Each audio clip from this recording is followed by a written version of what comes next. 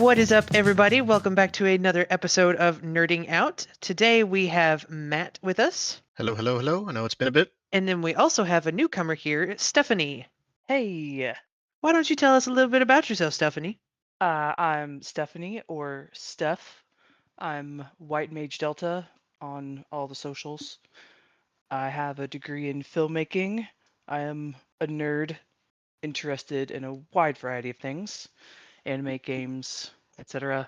Military medic by trade as well, which is where the White Mage comes from, and happy to be here.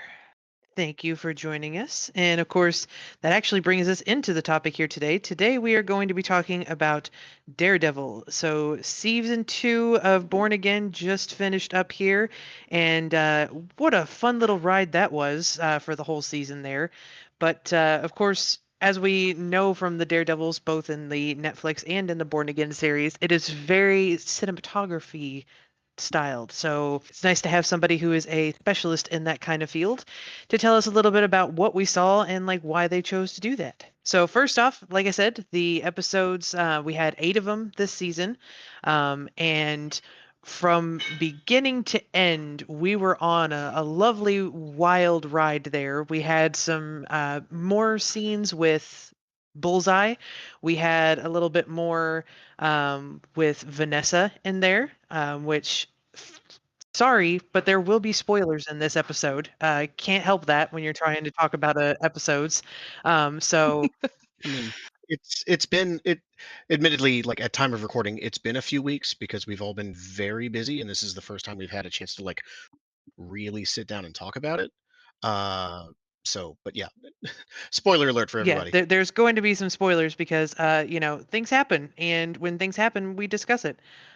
So first off, let's just kind of talk about it here. Some pros and cons here of the season. What did you like and dislike? I'll take a stab first. Overall, the season was absolutely wonderful.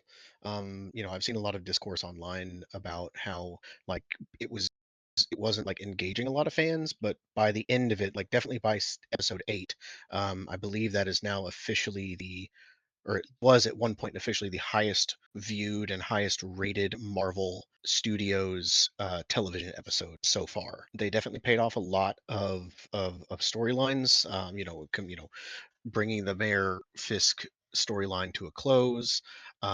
Matt struggling with his Catholicism and guilt heavily, almost more so than previous seasons on the Netflix show, and just what really like morality is and what that looks like in a world where he doesn't have Foggy anymore. He wasn't even really Matt in this season. He was more Daredevil than he was Matt Murdock, being just on the run and hiding most of the season.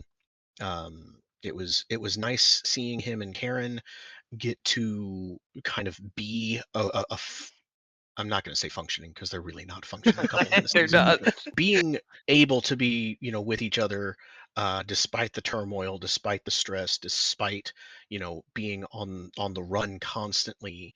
We're getting all that work together, finding wins where they can and all that. But it's just something you don't really get in the comics, considering Karen's fate, which we're far past in the comics runs. So it's nice that they're giving her a lot more. I love Deborah Ann Wool. She is just a true treasure, and I hope to see much more of her going forward, not just in Daredevil, but in tons of things.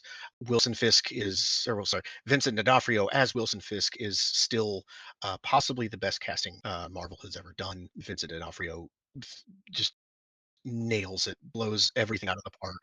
He is the Kingpin, and seeing his character growth and fall throughout this season, like keeping it like all that rage inside for so long, and then as soon as Vanessa is no longer in his life, he just cannot contain it anymore.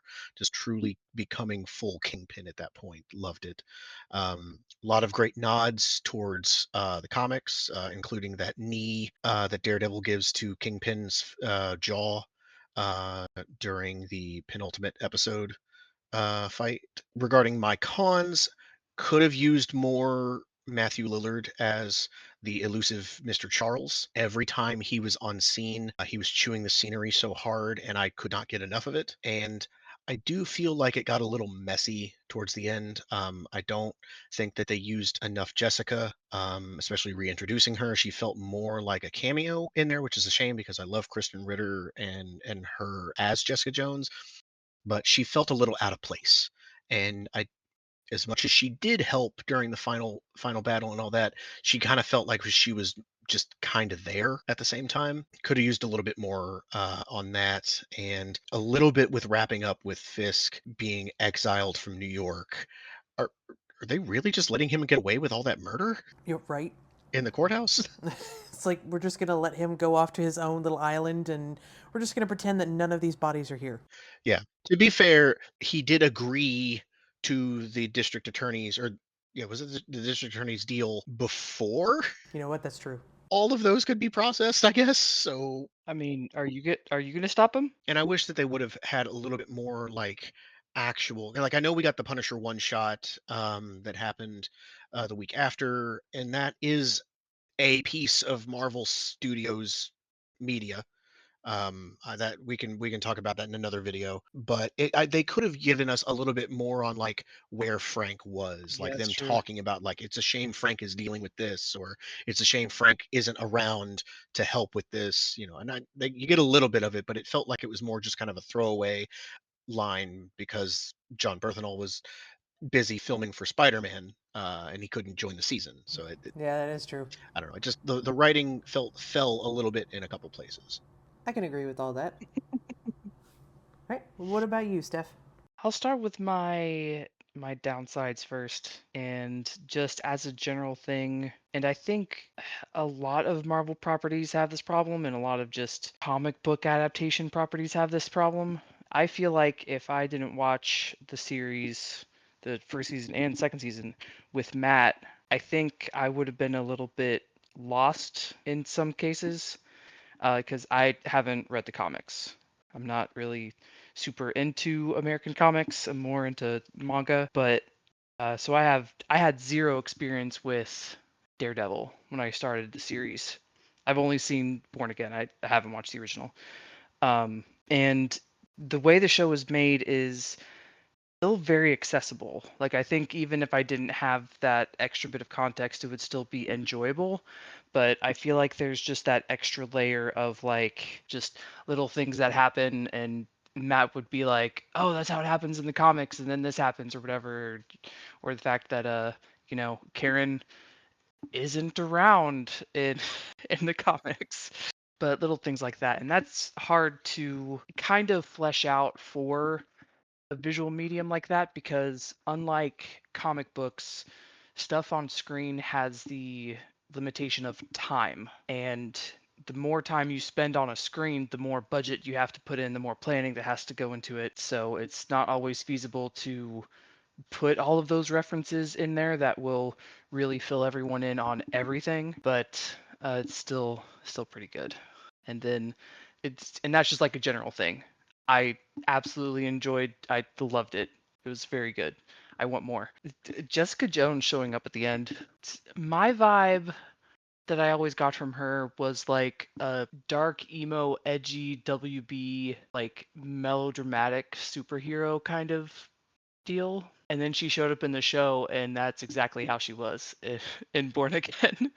It's and the contrast between how she was written and how she just operates in general in the show reminds me of that one Powerpuff Girls episode where they like try to adopt different personas, and Buttercup is mange, and she's just like this dark void where everyone else is all normal and happy and doing stuff, and she's just like over there in the corner being all shadowy and emo. That's kind of the vibe I got from Jessica, but I was spun up on her backstory, which made a little more sense. And Kristen Ritter is still great, but it just, yeah, I agree with Matt. She feels kind of shoehorned in there at the end without really like letting her character vibe homogenize more with what was going on in Born Again. The characters, especially, I think, are the crowning achievement. D'Onofrio's Fisk is, I'll be honest, I love Charlie Cox. I think he's one of the weakest characters in the show. I think Matt Murdock is one of the weakest characters in Daredevil Born Again. Now, see, for someone who has a more comic book background than like any kind of videography or anything, I will agree with you that he would be like the weakest character just because they're all so amazing. But to me, that is the best person. Like he is Matt Murdock in all this. I feel like I am in Hell's Kitchen every single time I watch these, so I can see him being Matt Murdock. Like that is how I read him in the comics. So Yeah, I can agree that he's definitely like the perfect like personification of the character, but at the same time, if you're comparing all of like the main characters in the show, not that he has weak writing in general, but all the other ones, especially when you consider Fisk and even Vanessa by proxy, Buck and Daniel, Bullseye, they all have a lot more kind of intrigue about them that draws you in a little bit more. Matt's great as a great as a main character, but he is a little outshined, and I think that's kind of done on purpose by the other main characters and supporting cast in their own ways. Yeah, he's he's like a it's and when I say he's like the weakest character, I mean like when I look back on especially season 2, um, the moments that I felt really, really compelled as a viewer, most of them were not Matt Murdock scenes. Most of them were Bullseye. The majority of them were Fisk. Um, Buck is very compelling to me as a character. He's incredibly complicated. Um, where Murdoch is great, but we know what his deal is. He's just got to work through his shit. Sorry, can we cuss on here? yes, you can fucking cuss. Okay. Yeah. Hell yeah. Yeah, Murdoch's just got to work through his shit, and dating a therapist probably wasn't the best way to go about that. Um, Heather is incredibly compelling. I was going to admit, I forgot to mention, I wish that we would have gotten a little bit more out of Heather in this season, and I'm sure that they shot more with her. Kind of that downward spiral that she's going through the entire season, becoming Muse 2, or Femme Muse, Muse too. however, whatever they're gonna. It's a comic book thing. Yeah, Just no, it fits. yeah. Um, but yeah, she's becoming the new Muse slowly but surely. But like just seeing her kind of psychotic break in the early stages, and then she's gonna kind of absent in the middle, and then back again. Where she's, I guess, now in a relationship with Buck, who also we don't know what happens to Buck after the courthouse. We don't see him again. But yeah, just her putting on the mask at the end, and then seeing her perfect self-happy reflection after she puts the mask on in the mirror, absolute cinema. Like that, just perfect storytelling. In the same episode where she was talking about how superheroes what she said, like superheroes wear the mask, but that's like their actual face, and the real mask they wear is the one that people know them by every day or something like that. Yes. Yeah. But that's the thing, is like it's such a shame that we didn't get more of her, like showing more little bits of her like struggling with, you know, changing the records of the psychic evaluation she was giving everybody. It felt like they could have done a little bit more with her, especially since they're building up for her to be more of a villain, even so in the third season Yeah. inevitably. And I will say, like, for my pros and cons, I only have two cons, but I'll do my pros first here.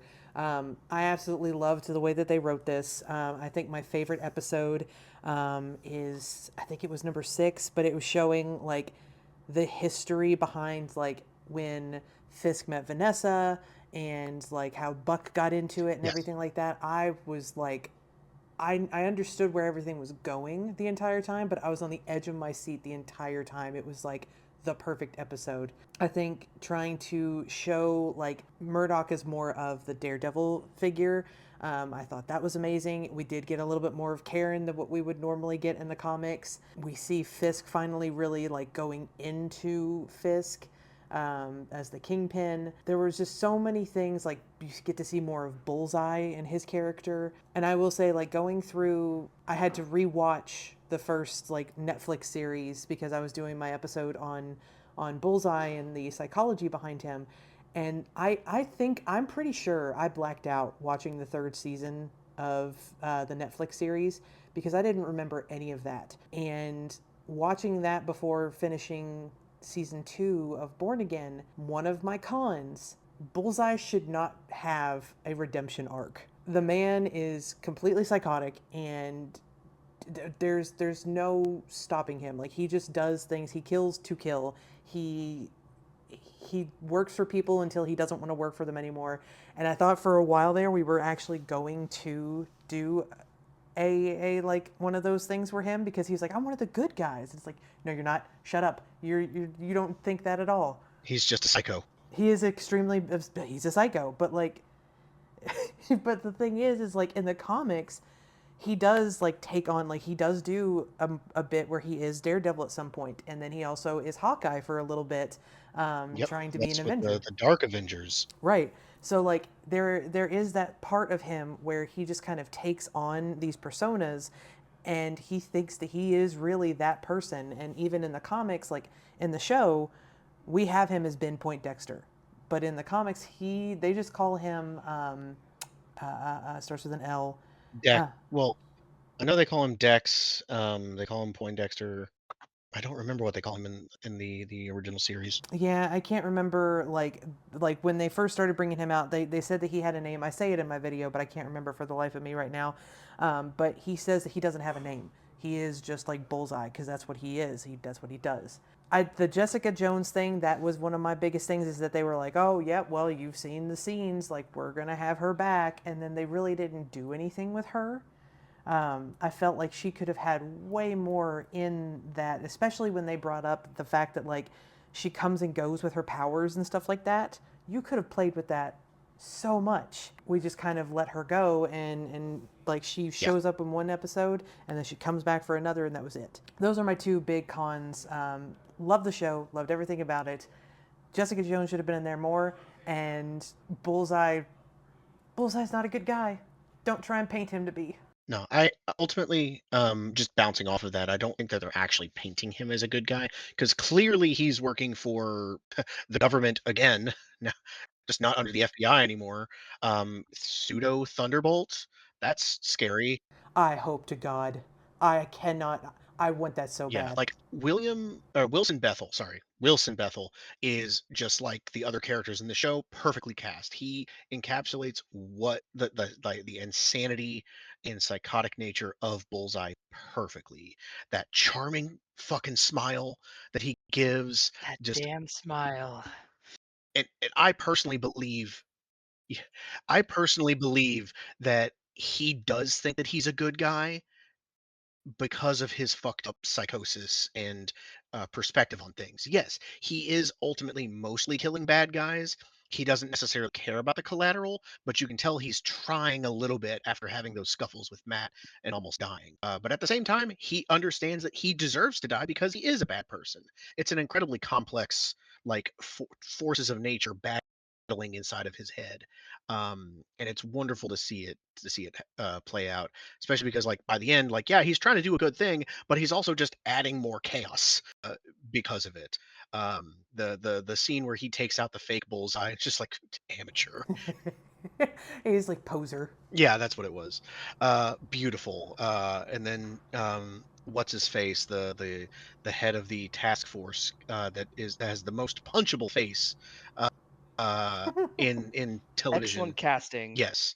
But he's like, oh, no, no, no, go take the shot. And then Bullseye's just like, wrong bullseye, dipshit. Huh? Oh, that whole scene there is like, it's whenever he just like takes out the other one, then he's like, poser. It's like, Yeah. I have mentioned it in my videos, and I know you two already know it just from being like around me. I love my villains, and I do love the Bullseye. Like Mhm. whenever he is in his Bullseye fashion, and Yeah. I've read that we are going to get like a different costume for him in season 3, so he has been confirmed to be back. Um, Yep. so I'm hoping to see something a little bit closer to the comics, but the way that he was portrayed in this, like, I love him one way or another. Yeah. But then also pitting him with Matthew Lillard, whoever his actual identity is, that's dangerous. Like that's just Yeah. there. You've got two people eating every bit of the scenery, and I know I kind of sound like a broken record saying that, but like that, they are literally not even chewing the scenery; they're eating it up. Yeah, those Yeah. two could have like their Yeah. own little spin-off show, and I would watch it. Not so buddy cop. I would watch that. Yeah, no, that scene at the very end of the last episode, like I looked over at Nathan and I was just like, oh my god, are we gonna get him in the Thunderbolts? And like I am a huge fan of Bucky. Bucky is a part of the Thunderbolts, so like I would love to see him, Bullseye, in that group with them and see how they mesh or don't mesh. It would be a phenomenal. I don't think Bucky would be a fan. Oh, Bucky's going to hate He is going yeah. to absolutely hate That's what I him. told Matt. Just I was like, hate "Could you him. imagine Bucky just like, oh God." But I mean, hey, you know what? He needs a best friend right now because apparently him and Sam are fighting. So there we go. He'll Yeah, just have to deal yeah. with Bullseye. The wait No. for December for Doomsday is getting We've agonizing. got to see something here at some point. Like I'm kind of hoping since Spider-Man's going to be coming out at the end of July, and that's also when Comic-Con is. Yeah, I'm hoping that we get to see it. yeah. We'll be seeing Yeah, something we have publicly. to at this Yeah. point. But I mean, that actually pulls into a good thing, or like a good segue here. Now that we've gotten to the end of that, and then we've also had the Punisher's little one shot, which I have opinions on, but not now.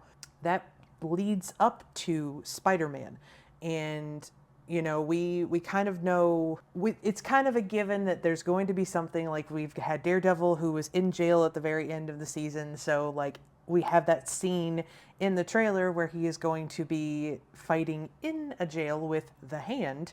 So are we going to see them breaking out Daredevil and see an actual like Hell's Kitchen group here where we have Spider-Man, Punisher, and Daredevil? I would love that, especially if they can also bring in the rest of the Defenders, which we know the other Defenders that were at least in the Netflix Defender show are showing up in season 3 of Daredevil. It would be great. Mm-hmm. I know that the actors, and I respect them, have to keep that under wraps. And it is just pure speculation until we get confirmation whether it's true or false. I would love to see Spider-Man going to Daredevil in prison for um, guidance or just anything. But you have to remember, and I try to keep myself level-headed Mm-hmm. about this and not get my expectations too high. He could just be going there to take care of another situation. There's a multitude of reasons to go to a prison, and it's hard to tell whether that's the same prison that Matt's in or a different one. But that's also what you can't always have continuity when you've got different sets going on. That's true. I would like to believe, seeing as like I've been trying to catch up with my comics and stuff like that, and like him and Spider-Man are best buds. Um, and the comic that I just read, they're quote unquote water skiing with each other in a scene, um, which is hilarious to see Daredevil kind of like bring his walls down and just be like, you know what, this is pretty fun, buddy. Thanks. I would love to be able to see all of that together in one movie, but like I'll take what I can get, and Spider-Man definitely looks like it's going to be super fun and super cool. Um, and I'm already getting the Punisher, so I won't ask for more.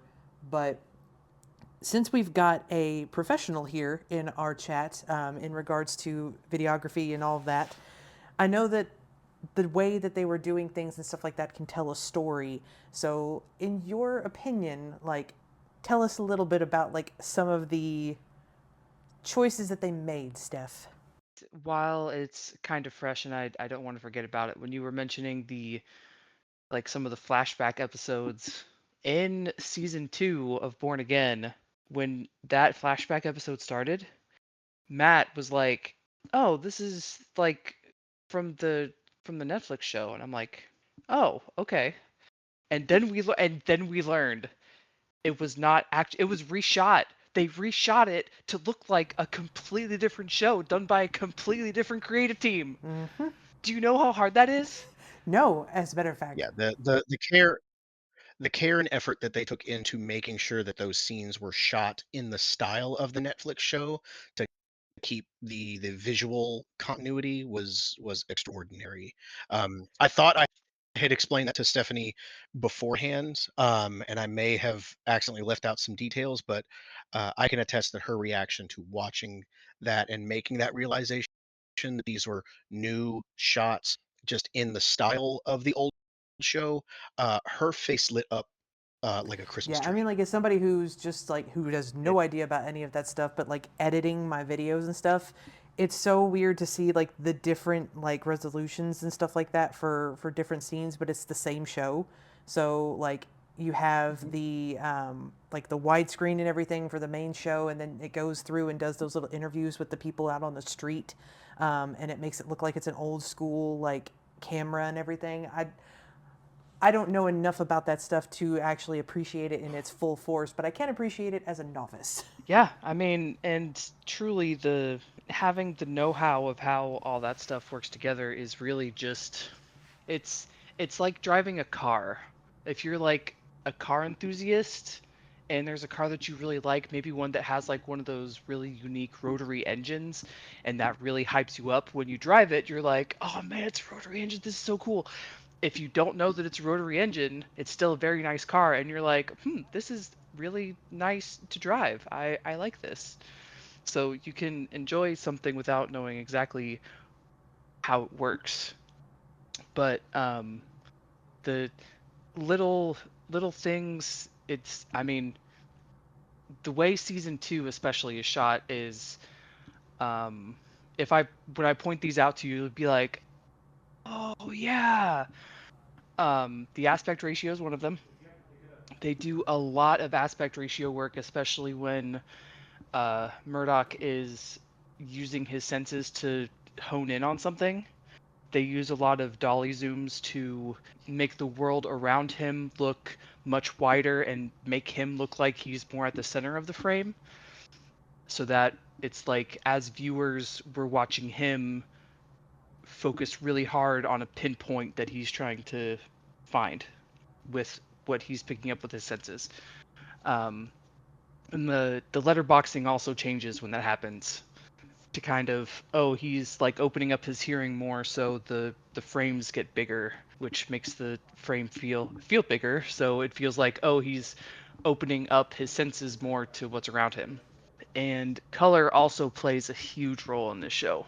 I haven't had the chance to go back and really work that color theory much, but I do recall that Vanessa has a lot of red, Kingpin has a lot of white. Ironically, Bullseye's color is blue. The red on Daredevil's outfit at the end when he tries to paint it black and then it starts to fade is very telling. It's very reminiscent of him coming to grips with whether or not he should be redeemable or if he will be redeemed or something like that. It's very good. A lot of color play happens in that flashback episode where, as I told Matt, it's the like 2013 Instagram filter with a bunch of teal and amber. If you go back and look at it, and I tell you, oh yeah, it's the Instagram filter, you'd be like, ah, yeah, yeah, it is. Everyone took photos and put that filter on it. Ones that come to mind, a lot of things that they've always done, and this is since season one, is like Fisk is almost always shot from below, where he is above frame, because it makes him look more imposing. Matt is almost always shot at like chest level or from above to make him look smaller. I'm trying to think of other examples here. The tilting of the frame almost every time Heather is having a bit of a psychotic break, and then the oversaturation in BB's fake Fisk videos, as opposed to the anonymous style versions of her actual videos that she's working on to mock Fisk and bring up the resistance. Just a lot of work going on in the background to make your head kind of process things you probably don't even realize that they are. Yeah, that's that's the magic of it. Yeah, as far as the camera angles, I'm glad you brought that up because that was something that I brought up pretty often when we were watching it. As far as I remember, mostly in season two, there's not many points where the camera is above level, making people look smaller. Most of when we see that is at the very end with like all the action shots and things like that. for the most part, if it's just like a character on the screen and we're seeing what they're saying, we're kind of like at eye level with them, if not a little bit below eye level, which gives them more presence and more power, especially in Fisk's case. But in a lot of shots with Fisk too, they're angled so that he just takes up so much space on the screen, especially compared to all of his assistants. If there's a shot where someone is in his office with him over his shoulder or something like that, they are very small compared to him, and that's done intentionally. Yeah, and I will say I don't know like what kind of thing that it means, but I did notice on the very last episode when they were doing the big fight scenes and everything like that. There's the big scene where Kingpin is walking out of a door, and I think that he walks out of the right side of the door. And then it shows a scene, the next scene that you see with Daredevil. He is also like going through the door, but the opposite way and the opposite door. But it shows the same. Oh yeah, the parallelism. Yes. So Yeah. like it shows them coming in and out like separately or opposite of each other and like through the opposite side and everything. And it's like, oh man, this is amazing. They've done that almost every episode. Anything that was happening with Fisk was being paralleled with Matt. One that comes to mind is early on where uh, Matt and Karen are in bed together, seemingly very happy, but Fisk and Vanessa are in bed together a little worried and not as cozy as they should be in their lavish bedroom and everything. Meanwhile, Matt and Karen are kind of snug as a bug in this like rink dink apartment that they're hiding in above Josie's bar. But it's like every time Fisk gets a leg up, Matt and Karen, like it always shows the parallel of Matt and Karen being put down another step or vice versa. It's always nice seeing that like they are always in parallel of each other and why these two characters are pretty much eternally connected.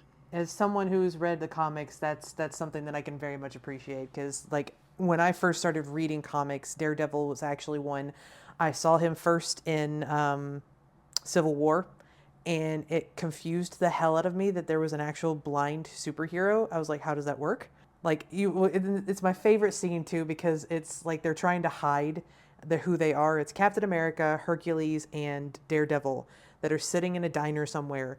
Captain America is like a mall cop, and he's got like a mustache on, and then you have Hercules, who is an IT guy who looks weird as hell wearing just like a polo shirt and has his like big bushy chest of a hair. And then you just have Matt Murdock, who is, I want to say he's like trying to be a realtor or something like that. And he just like has his hair in this real weird way. And he's like, yeah, I'm just like hanging out. I've already made like a backstory to my character and everything. And it's pretty sweet. I'm enjoying this like new character. And I'm like, God damn who's it. this? Yeah, I was like, who's this blind motherfucker? Like, Murdoch would be into LARP.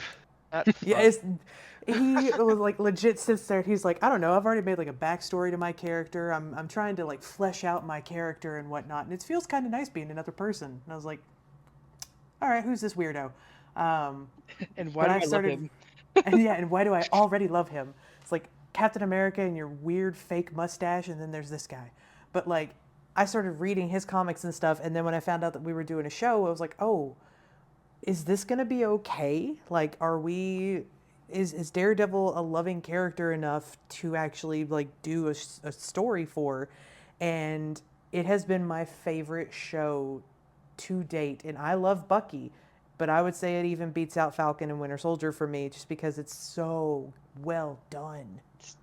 Well, my opinion, the Marvel show that could even come close to the production quality of Born Again is Loki, which was very good, but it was much more stylized than what we saw in Winter Soldier, the Falcon and Winter Soldier. And I'm It's like I also a I have my opinions on the yeah. Loki one, but I mean, coming at it from like a objectively visual and like production quality kind of standpoint. oh yeah, it's phenomenal. I yeah yeah Murdoch is he's a quirky dude. It's oh, and it's in the same episode as they go back into like doing all of the back story and everything like that. But when I wrote to Matt, I was like, going to make a joke of it, but then after I finished the episode, I was like, this was such an amazing episode. I feel like I can't even make a joke about it. But there's the scene where him and Foggy are talking about the guy that they work for, and Yeah. they're sitting there trying to say, like, he's a foot guy, right? Like, he's got to be a foot guy. And then you have Matt Murdock, who's just like, well, what's wrong with feet? It's like, nothing. And like, He would be. he would be. He would be a foot. He would be a foot person. And it's like, I know you were trying to say there's like, well, you know, he's blind, so he's like a feeling person and all that stuff. Like, no, it ain't even that. He just seems like that kind of guy. And I'm not even saying that's a bad thing. It's because he has to fight the hand so often. It's like, I just love feet way more. Wow. That's a very, very layered Teenage Mutant Ninja Turtles joke. God. Yeah. I love that they do have those moments though in the show where it's like, oh, we can joke around and do all this stuff, but then that episode, it was also one of the heaviest, like, because it shows all the different parts to it. But like seeing Buck, Yeah, like absolutely proving that Foggy was Matt's moral compass and like the baseline for morality for Matt for a oh long yeah, time. it's like, oh, let me just play the smallest violin. Oh, he's a bad guy. It's like, okay, buddy, calm down. Yeah, but he's still a human being. Right. No, I absolutely loved this show, and I'd say, like, for our final thoughts on the show, and then give me out of 10 what you would rate this show. Doesn't matter like any of the other shows or anything like that, just like in general, this one series, like what you would give it. Final thoughts, and this is mostly just going to be kind of picking up on a couple things that I wish that I had mentioned earlier. Other things that needed to be fleshed out more were Daniel and BB. Felt like that was a good storyline that we didn't get truly enough of, and some honestly weird parts, especially with the handoff of like the film and come on, man, like she's a reporter, of course she's going to have an SD card in her pocket, don't make such a big deal about it. But overall, brought the entire Fisk storyline to an end. I called it on Matt being in prison and revealing his identity at some point during the season, which was masterfully done, especially in that final episode. Some of the lead up to the finale felt a little heavy, like I, it felt like it was kind of going nowhere in some bits, but then by the end of it, I was like enraptured and on the edge of my seat that entire last episode. Honestly, for the just as the Daredevil Born Again as two seasons together, solid 8 out of 10 for me. Steph, what are your thoughts? I thought it was real good, and it's gonna sound more detached than y'all's view on it because again, I'm not really a comics person, but um, if more TV shows, if more movies were created with the same skill and passion that Born Again was, the world would be a better place because it is gorgeous and it's very good storytelling, and I very much enjoyed it. I will also give it an 8 out of 10. And it's always good to have like someone who is not into the comics and stuff like that see these things, because I know for me specifically, like, we look at these things with like those rose tinted glasses and stuff, and it's like, oh, well, this character's in it. So like Loki, I'm gonna say it's the best show ever made because it's Loki, and I'm a huge fan of Loki. Right. But like for someone who doesn't read the comics, you can go into it and see, like, for me, I'll see something and be like, oh, well, this wasn't done correctly, but who cares? It's a show. If Right. it's done Well, I mean, even the fact that, and I know we're kind of wrapping up here, so this can be like ranting. You can cut me off whenever, but the character development for a character that's not even supposed to be there, it's Karen Page apparently is supposed to not be around by the time all this stuff's happening. Um, but in a rare moment in media, is a woman with a gun who was actually going to kill a dude. She pulled the trigger. And I love that. I love Karen. I love that she was given a chance to express her her anger and rage, and she was right. She should have killed him. And I'm a little mad that Murdoch was still. I mean, yes, Bullseye is useful if he's out in the world and he doesn't want to kill you. He can be useful. So maybe not killing him could be an okay idea, but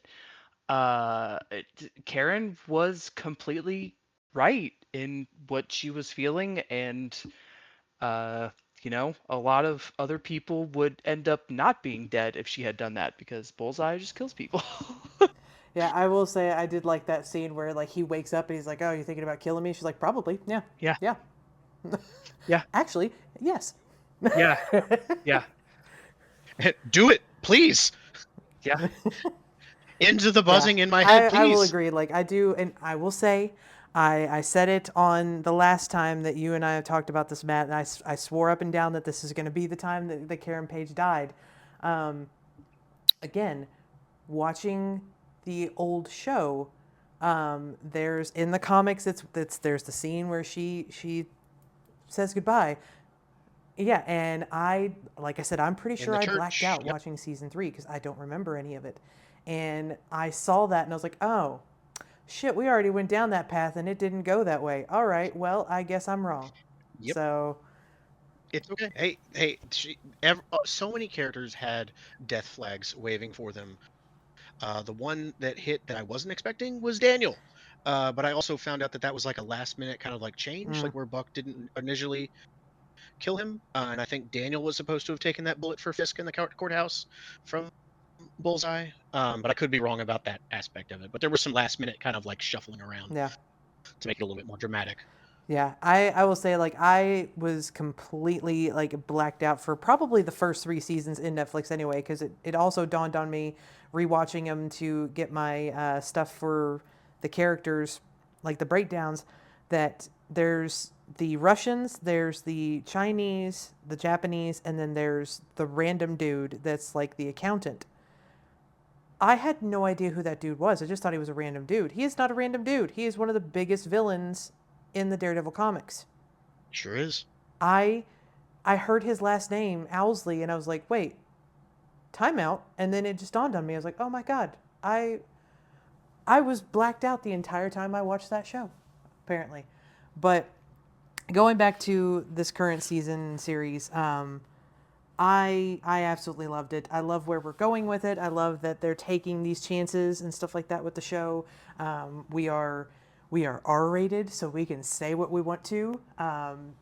Like in the first season where you have that scene with Murdoch and Bullseye, and Murdoch is basically just shit talking him in the prison. I was like, oh Yeah. baby, what do you want me to do? Oh my god. It's like, okay, I like this. We're doing R-rated stuff. This is nice.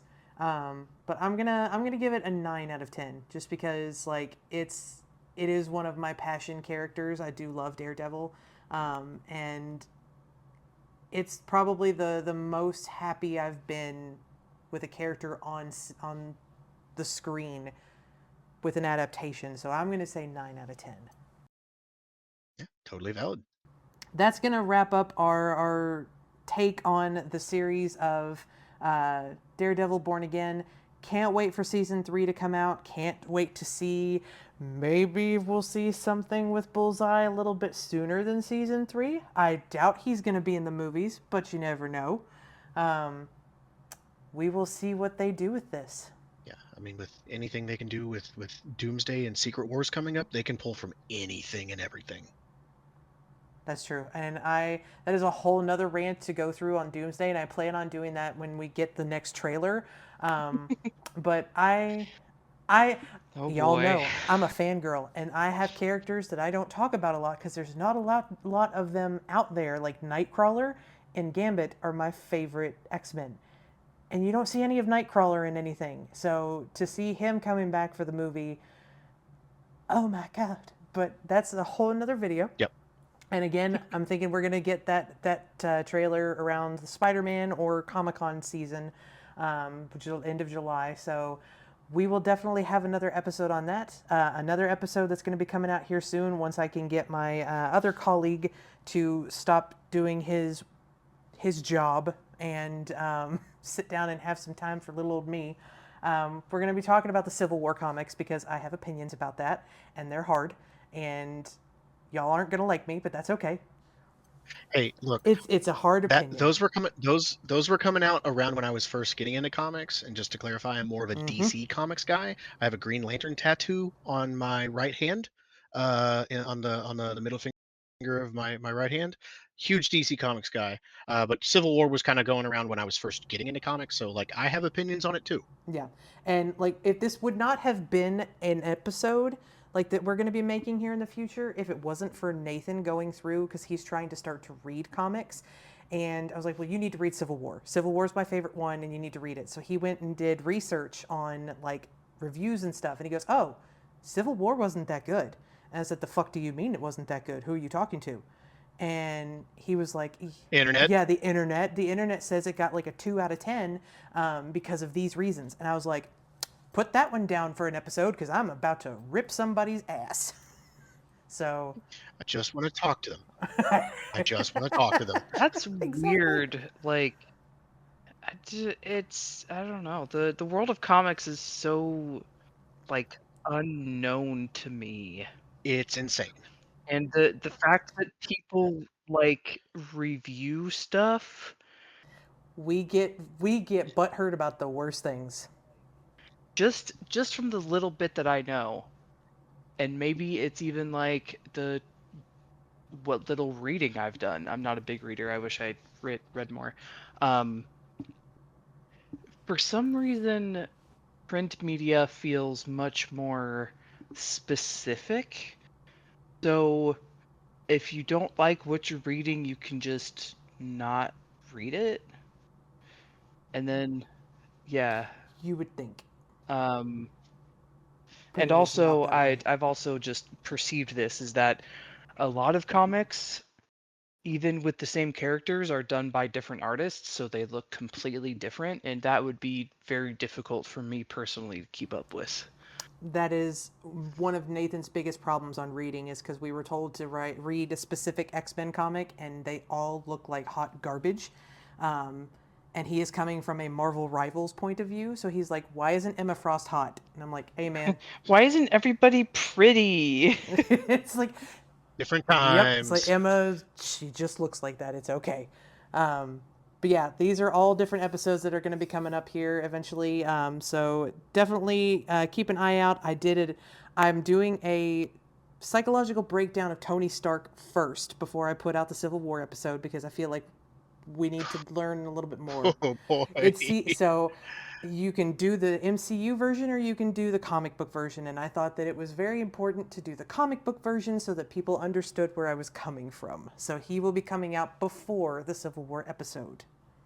But Yeah, yeah, that's so good. that is all that's going to be out in the future for Nerding Out channel here. I hope you guys made it to this point in this episode. Had a super good amount of fun, and thank you, Steph, for coming in here and being for our first episode. Yeah. And we will have you definitely on some future ones because we are going to be doing multiple things. It's just that Marvel is kind of taking the stand right now for this because it's the stuff with the most content until I finish Dungeon Crawler Carl and whatnot. So we will catch you all on the next episode. See ya. Bye.